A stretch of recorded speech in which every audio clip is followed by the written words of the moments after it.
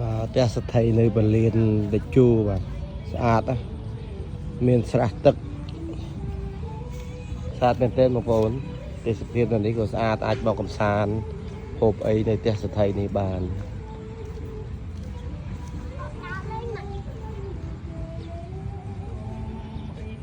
បាទហើយវិត្រីបងប្អូនអើយធំណាស់ត្រី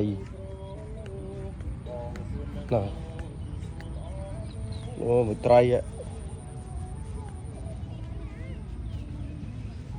អូធំណាស់អូសត្វត្រី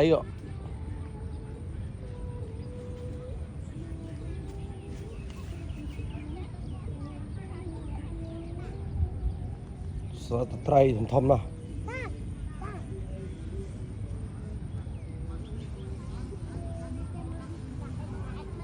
ស្អាតតែបងប្អូនទេសភាពនៅទីនេះបងប្អូនអាចមកកំសាន្តបានណា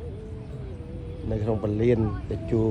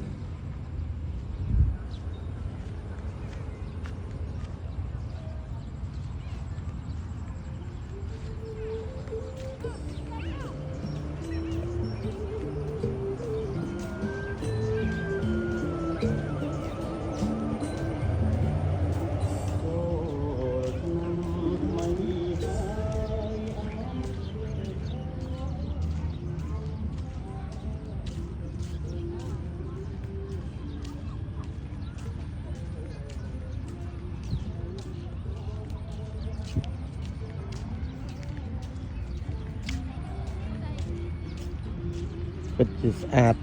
មែននៅទីនេះបាទនេះបងប្អូនអាចមកអង្គុយកំសាន្តនាំគ្រួសារលក្ខណៈគ្រួសារមកអង្គុយលេងដូចគេនេះបាទហើយអាចគយកូនយន្តហោះនៅយន្តហោះកំពុងកន្លែងចោះឲ្យយន្តហោះ